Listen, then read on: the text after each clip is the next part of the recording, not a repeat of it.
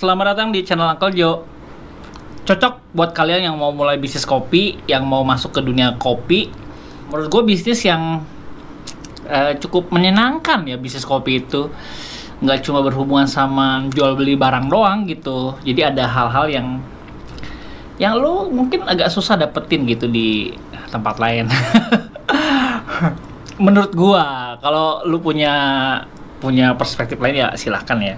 Tapi selama gua di industri kopi, gua merasa ini bisnis cocok untuk lu membangun sebuah komunitas, membangun sebuah hubungan, engagement. Kalau lu tipe orang yang memang personal skillnya jago, rasa-rasanya lu boleh lah lu punya kedai kopi ya. Karena ya itu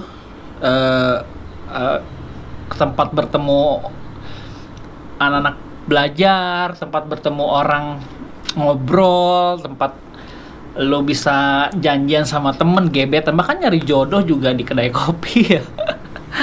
Jadi sekarang menurut gua kopi nggak bisa dilepaskan dari aspek kehidupan kita, karena dari lo kelompok belajar sampai urusan kenegaraan semuanya ada kopi di situ.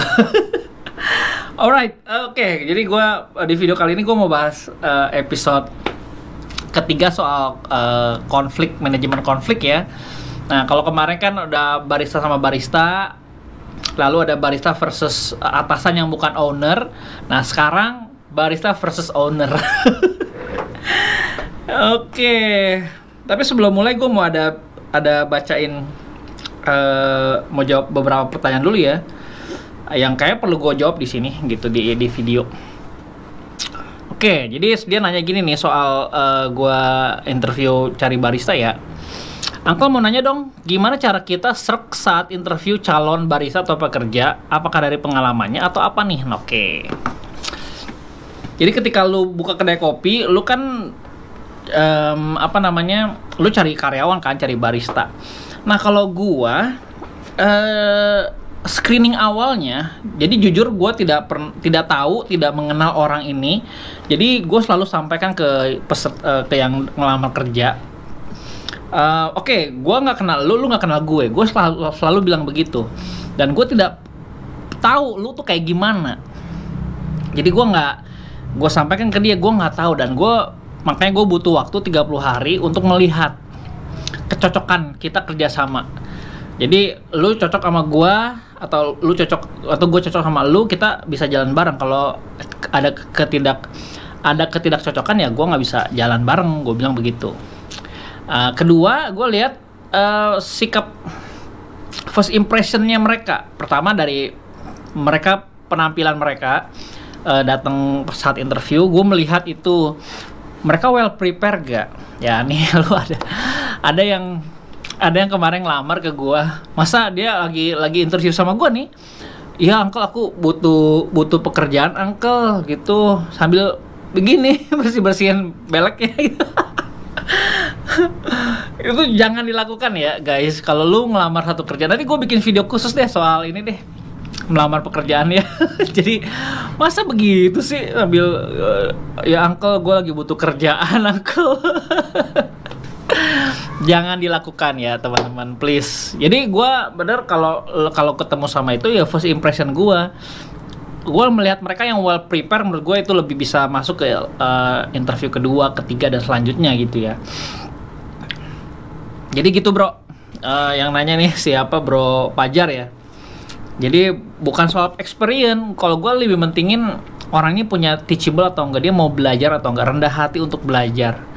Karena buat gue kalau yang udah skillful, gue tidak bilang bahwa orang punya skillful itu semuanya begitu ya, enggak ya. Tapi gue lebih seneng orang yang mau belajar dari nol, humble gitu ya. Sekalipun dia udah punya skill, tapi ya sikap humble-nya ini yang gue pengen dapat dari mereka. Oke, baik lagi ke video ini. Manajemen konflik ya antara barista dan owner nih. Waduh. Jujur ya, soal kalau lu punya konflik sama owner ya, ini gue perspektif barista dulu ya. Kalau konflik sama owner, lu argue gitu ya, ya seperti yang kalian pada tahu semua ya, pada dasarnya kalau lu konflik sama owner, lu udah nggak punya masa depan. Jadi masa depan lu udah suram lah pokoknya. Jadi nomor satu itu kan bos atau bos owner ya selalu benar ya. Kalau nomor dua itu adalah bos bikin kesalahan, baik lagi ke nomor satu, kan begitu. Ini gue sebagai perspektif yang pada umumnya ya. Tapi kalau gue sendiri, gue sebagai owner, gue pernah gak konflik sama barista? Pernah gitu. Udah pasti yang kalah barista. Jangan pernah lu konflik sama owner dah. Apapun problemnya ya. Cuman kalau gue boleh kasih tahu, nomor satu ya, kalau lu misalkan konflik sama owner ya nasib lu udah selesai gitu, game over, end game, udah end game pokoknya ya. Udah, lu nggak perlu pertanyakan lagi lah. Lu kalau konflik sama owner apapun alasannya, udah lalu end game lah ya. Oke, tapi gue punya tips nih. Ada 3 hal yang menurut gue lu akan aman di karir lu sebagai barista. Ada 3 hal yang lu boleh fokuskan atau pertahankan gitu ya. Gue berani garansi ini karena lingkungan gue kan owner coffee shop, para pengusaha, para bisnismen. Jadi menurut gue 3 hal ini yang gue akan bocorin buat kalian sebagai barista ataupun karyawan ya. 3 hal ini disukai oleh para owner.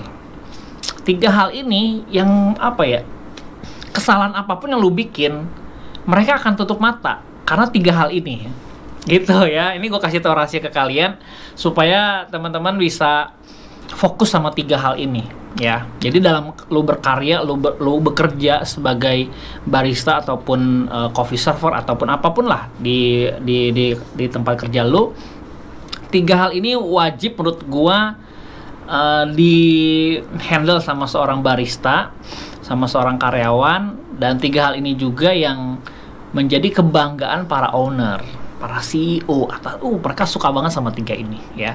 Gua kasih tahu deh, nomor 1 ya.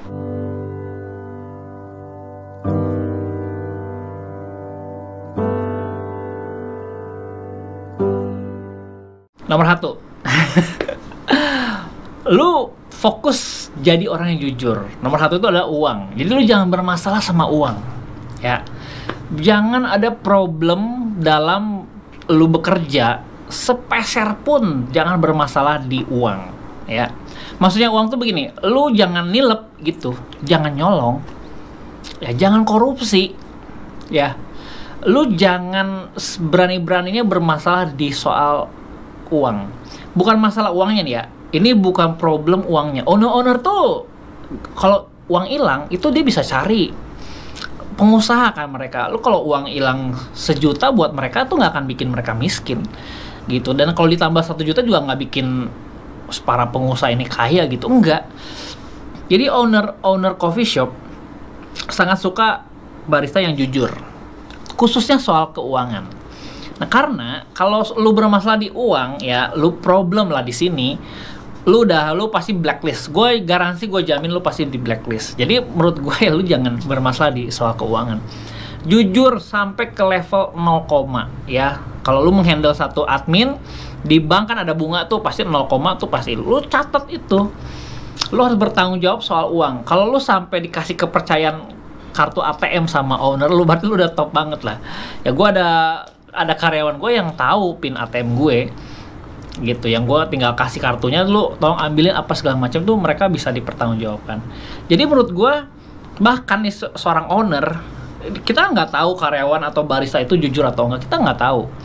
Tapi bagi mereka yang penting lu bisa diandalkan nih gitu, dibanding kejujuran dulu tuh kan nggak tahu kalau jujur atau enggak, tapi yang penting bisa diandelin kan. Tapi poin gue adalah lu jangan problem di soal uang dah. Nomor 1 itu ya. Kalau lu jujur di situ dan lu bisa diandalkan soal itu ya, gua rasa aman. Oke, nomor 2, lu jangan problem di waktu, soal waktu ya. Jadi gini, kan kalau tadi kejujuran soal uang, nah sekarang kejujuran soal waktu ya. Waktu lu dari rumah berangkat jam berapa, nyampe di kedai jam berapa, itu bagi gua itu penting, prinsip. Jadi gue ada kasih ke mereka tuh ada 2 Dua prinsip utama lah yang lu jangan bermasalah kalau kerjasama bareng gua. Dan gua rasa owner coffee shop rasa-rasanya akan setuju sama gua. Ya, nomor 2 tuh jangan bermasalah di waktu. Contohnya misalnya gini, gua paling kesel kalau misalkan lu telat gitu ya, telat datang gitu dan berulang-ulang gitu bermasalah di waktu. Ya, dulu gua pernah ngalamin di mana ini kok datang telat mulu sih gitu ya. Apa guanya yang salah jamnya gitu kan? Dari yang jam 11 ya, jam 1 buka, jam 10 gue udah ngalamin berbagai macam perubahan jam kerja. Tapi yang problem adalah dimanapun jamnya kita buka, telat aja, sering telat gitu. Emang udah habitnya telat, terlambat. Kalau misalkan lu datang buka kedai jam 8 ya, kalau lu datangnya jam 8.15, orang udah mau terima open order kan jam 8. Makanya gue selalu bilang kalau buka jam 8, prepare-nya 1 jam sebelumnya, jam 7. Jadi jam 7 itu udah prepare, bukanya jam 7 tapi buka tuh jam 8. Ya ada gue ngalamin momen-momen dimana barista itu nggak menghargai waktu, dan gue malas aja kerjasama sama orang yang tidak menghargai waktu. Ya ini habit orang ya, kalau lu janjian sering terlambat, janjian sering tidak tepat waktu gitu ya, terus lu juga berefek kepada jam kerja lu, itu menurut gue bermasalah. Jadi lu perlu perbaiki soal itu. Nah, nomor 2 menurut gue di waktu ya, jangan korupsi waktu. Misalkan lu lagi istirahat, lu sengaja gitu waktunya dilama-lamain, atau lu lagi sengaja mencuri waktu buat lu main game atau apa di saat jam kerja gitu, atau lu izin kemana tapi lu malah main gitu. Itu kan nggak bisa dikontrol sama kita sebagai owner, tapi akan berasa ya. Jadi kalian jangan bermasalah sama owner, konflik soal waktu ini nggak boleh ya. Nomor 3 terakhir yang disukai sama para owner nih, yang owner coffee shop, adalah attitude ya. Menurut gua dasar dari semua yang tadi 1-2 itu, attitude tuh udah jadi pondasi utamanya gitu. Sikap lu ya, keinginan lu untuk belajar, inisiatif lu di dalam mengelola hal kecil, hal-hal yang remeh-temeh, itu jadi kesukaan para pemilik atau bos gitu ya, atau owner. Nah, menurut gue 3 hal ini akan membuat karir lu manjang ya. Kalau memang lu pengen bertahan di satu tempat kedai kopi, pokoknya 3 hal ini harus menonjol di lu. Nah, kalau sikap tuh apa sih? Sikap tuh gini loh, misalkan kayak lu dateng, perlakuan lu sama owner lu nggak selengean, tingkah lakunya dijaga. Terus sebelum pulang, sebelum lagi datang ataupun pulang pergi ke kedai itu gimana sikap lu sama customer, gimana ya, karakter lu gimana. Ini semua soal attitude gitu. Kalau attitude lu humble, lu mau teachable, lu mau diajar, lu pasti berkembang, dan owner pasti suka sikap itu. Sikap mau belajar, rendah hati. Walaupun udah punya banyak ilmunya, si owner ini nggak punya ilmu apa-apa, lu tetap humble sama keputusan si owner gitu. Lu nggak perlu memperdebatkan, karena tujuannya kan lu ada di situ kan lu untuk membawa si owner ini mencapai tujuannya. Makanya bagus banget kalau lu sebagai barista lu menggali, emang si owner ini tujuannya apa sih gitu. Lu tanya lah sama owner, bos, lu sebenarnya apa sih yang mau lu capai dalam waktu 6-12 ke depan. Wah, lu kalau bisa nanya gitu sama owner lu, top banget menurut gua. Karena lu menyadari keberadaan lu di situ kan. Lu ada di situ untuk membantu goalsnya si owner tercapai. Itu udah poin paling bagus banget kalau misalnya lu ada di satu tempat kerja. Bukan serta-merta pemikiran lu ataupun mindset lu yang lu pengen jalankan, bukan itu. Kan keberadaan lu di situ kan dengan something atau tujuan tertentu kan. Kenapa owner itu memilih lu sebagai entah barista, head bar. Nah, lu bantulah si owner ini untuk mencapai tujuannya. Goalsnya apa nih si owner? Makanya lu kan di situ, ada di situ ya. Jadi 3 hal ini menurut gue yang paling disukai sama owner, dan gue yakin banget nggak ada yang bisa menghentikan karir lo. Karena gini loh, kalau lo di tiga hal ini bagus, lo nggak bisa dikurung sama sebuah coffee shop kecil gitu, kedai kecil akan ada di situ, nggak bisa. Lo pasti akan membludak, lo pasti akan memuncah ya, apa sih namanya ya? Nggak bisa dikontrol lagi, perkembangan lu pasti melejit to the moon, pasti nggak mungkin bisa ditahan sama siapapun, karena attitude lu bagus, lu mau belajar, lu sikap lu bagus banget, terus lu jujur, lu bisa diandalkan dari segi waktu dan uang. Menurut gue apalagi yang bisa bahkan owner bisa bilang, sorry nih gue nggak bisa, ini gimana menurut lu, bisa sampai begitu. Owner tuh bisa menghargai lu dengan 3 hal kualitas lu yang seperti ini ya. Skill kopi itu ya, itu cuma 5% dari 100%. Kemampuan lu tentang kopi, pengetahuan lu tentang kopi, dunia kopi, skill lu, latte art dan lain-lain, itu cuma 5%. Sisanya tuh ya 95% ya ini, attitude. Gitu. Kalau lu bisa 3 hal ini maksimal, lu bisa bagus personal brandingnya di 3 hal ini, gue garansi lah owner tuh pasti akan mempertahankan lu. Ya, bahkan lu bisa nggak bisa dibendung lagi karirnya, bahkan tempat lu susah untuk, kayaknya lu tuh nggak cocok di gaji segini gitu.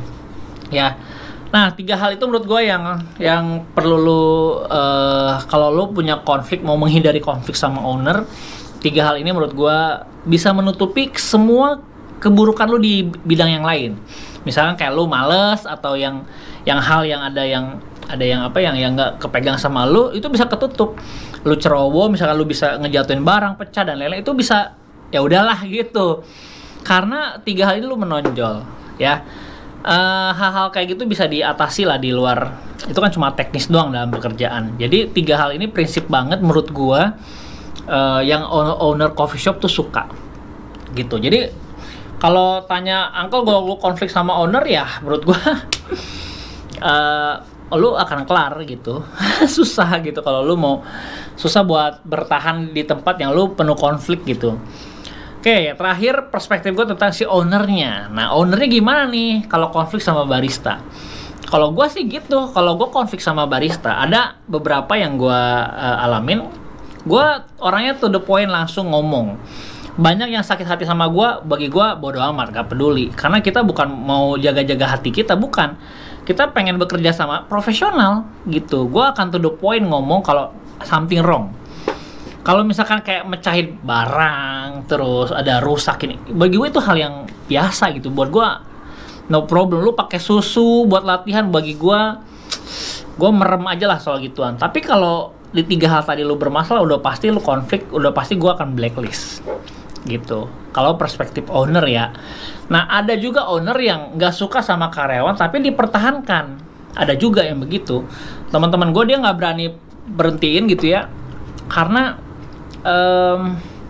nggak berprestasi, misalkan karyawannya ya nggak berkembang, bermasalah mulu gitu-gitu aja, tapi nggak berani berhentiin gitu. Kalau gue sih to the point, sorry nih bro, gue nggak bisa kerja sama lagi sama lu. Gue kasih tahu apa alasannya, gue kasih tahu dasarnya apa. Jadi kalau gue to the point aja sama anak-anak bar kalau misalnya ada masalah. Nah, gue punya head bar, mungkin lu pada tahu ya. Gue beberapa konflik sama dia, gue nggak setuju, dan gue tahu apa yang gue kerjain, apa yang gue sampaikan sama dia. Tapi karena sikapnya bagus, dia bisa menerima itu, merespon itu dengan baik, sampai hari ini bertahan gitu. Sampai hari ini kita bisa back to back-nya enak banget gitu. Jadi bagi gue saat ini konflik-konflik itu bisa diatasi dan tidak prinsip. Kalau konflik di prinsip udah pasti blacklist. Kalau yang non prinsip kita bisa bicarakan baik-baik. Gitu aja gue rasa soal manajemen konflik episode 3 ini. Semoga membantu, semoga ya jadi insight mungkin buat teman-teman. Kalau misalkan kalian punya konflik-konflik yang unik gitu ya, kayak misalkan affair sama atasan lo atau owner lo, ya lu boleh komen di bawah gitu ya. Kalau lu punya masalah-masalah yang nggak disebutin sama gua, pasti banyak lah ya. Tapi coba boleh komen di bawah, kira-kira problem-problem yang unik apa yang ada di kedai kopi lu atau di tempat kerja lu, dan kira-kira apa solusinya, kita bisa bahas kita bisa diskusi lebih lanjut, kita bisa bedah sama-sama. Komen aja di bawah ya. Thank you udah nonton video ini, sampai ketemu di vlog selanjutnya. Bye. Thank you ya yang udah nonton video ini. Jangan lupa subscribe sebagai bentuk dukungan lo terhadap